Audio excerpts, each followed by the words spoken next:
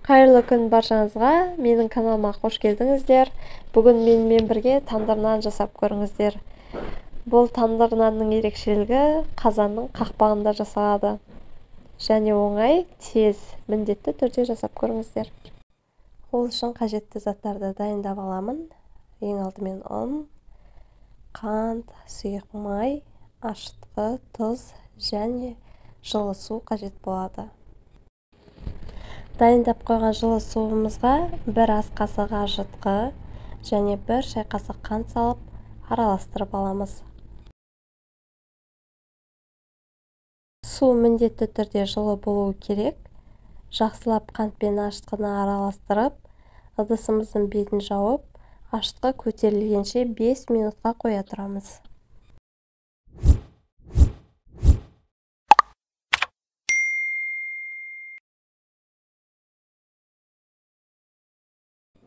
Мінекей қойған ашытқым 5 минутта осындай болып көтерілді. Ары қарай електен өткізіліп дайындалған ұнымыздың ортасын ашамыз және де жаңағы көтерілген ашытқымызды ұнымыздың ортасына құятын боламыз.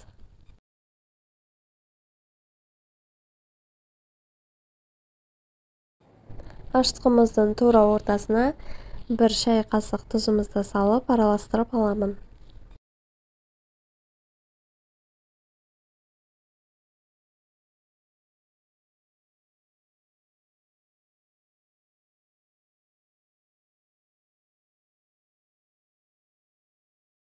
Үстіне сұйық май қосып, тағы да араластырып жібереміз.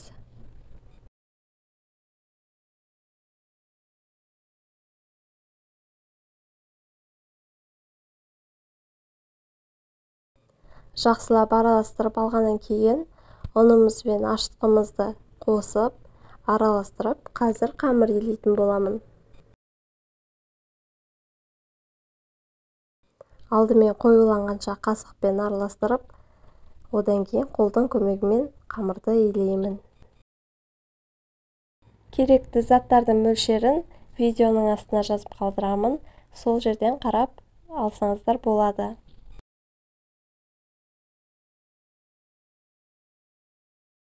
Қамырды илеп болдым. Мінекей бізде қатты, нығыз қамыр дайын болды. Және де үстіне сұйық май қосып, тағы да үстінен 2-3 рет басып жіберетін боламыз.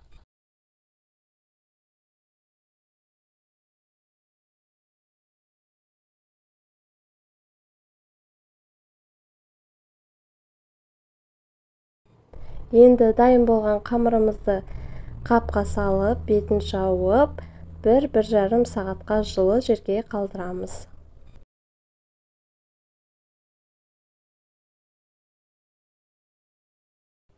Мінекей, менің қамырым 1,5 сағат тұрды. 1,5 сағатта осындай болып көтеріліпті.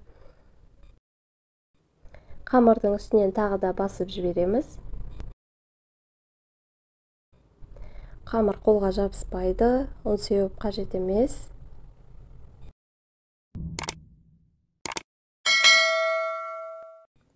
Енді қамырды дәл ортасынан теңдей етіп, 2 бөлікке бөліп аламыз. Қаласаңыздар өлшеп бөлсеңіздер болады таразыға салып. Мен енді көз мөлшермен өлшедім. Осылай екеуін дөңгелетіп, тағы да 5 минутқа бетін жауып қалдыратын боламыз.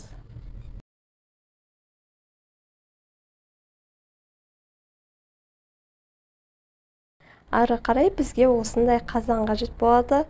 Бұндай қазан барлық үйде бар деп ойлаймын. Қазанды бір бөлек, қақпағын бір бөлек орташа отта қыздырып аламыз. Қатты қызып кетпесін, өйткені қазанның қақпағы күйіп кетуі мүмкін. Қақпақты тандыр нанды саларда 1-2 минут қалғанда қыздырсаңыздар да болады. Қазанның түбі күймес үшін ішіне аздап тұз салатын боламыз. Қазанымыз қызғанша, жаңағы қойып қойған қамырымыз дайын болып тұр. Енді содан қазір күлше нан жасаймыз. Тағы да бір басып дөңгелектеп аламыз. Дайын болған қамырларымды алып, ортасынан басып, күлшен нан дайындайтын боламын. Мінекей, видеодағыдай жұдырықтап басып, ортасын әдемілеп шоқырлап шығамыз. Басып болғаннан кейін, шанышқының көмегімен бірнеше жерден тағы да үстіне әдемілік үшін тесіп шығамыз. Немесе нан ұрғыштарыңыз болса, нан ұрғышпен басуға болады. Келесі бетін аударып, жұмыртқаның ақ уызын жағатын боламыз.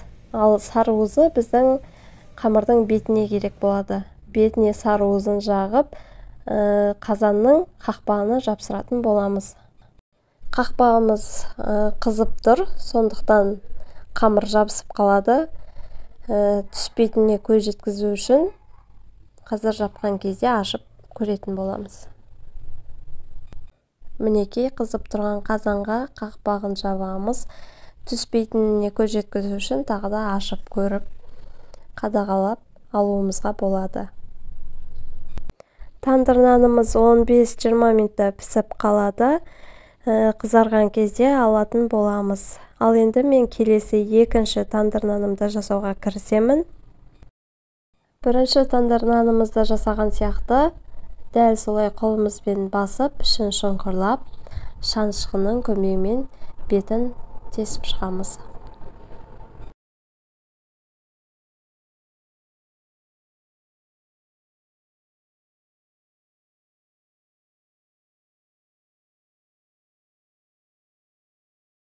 Келесі бетін аударып, жұмыртқаның ақ уызын жағамыз.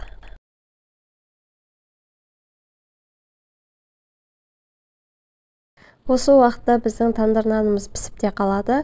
Қазанның қақпағынан тандыр нанды пышақтың көмегімен алып алатын боламыз.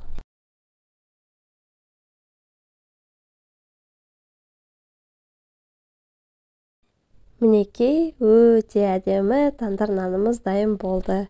Енді келесін қазанымыздың қақпағына жапсырамыз. Келесі нанымызды салған кезде қазанымыздың қақпағын тағы да қыздырып алғанымыз жөн. Бетіне жұмыртқаның сары уызын жағып, және күнжіттің ұнтағын себетін боламын.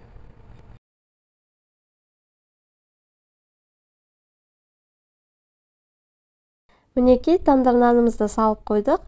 Түсіп қалмайтынына тағы да көз жеткізу үшін ашып қарап алуға болады.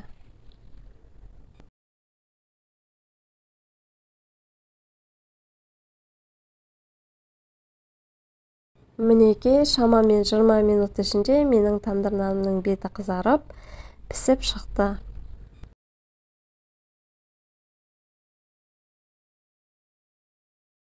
Дәл жаңағы сияқты тандыр нанымыздың шетін пышақтың көмегімен ашып аламыз.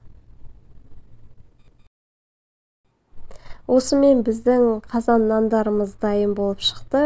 Өте жұп-жұмсақ, түрі де әдемі. Көп уақыттарыңызды алмайды, және жасалуы тез, оңай. Міндетті түрде жасап көріңіздер. Ыстық кезінде сары маймен немесе ыстық көжемен піссеңіздер өте керемет болып шығады. Сіздерге ұнайды деген ойдамын. Менімен бірге болғандарыңызға көп рахмет. Егер видеоны соңына дейін қараған болсаңыз, менің каналыма тіркеліп, пікір қалдырып, жүрекше басуды ұмытпаңыздар. Астарыңыз дәмді болсын.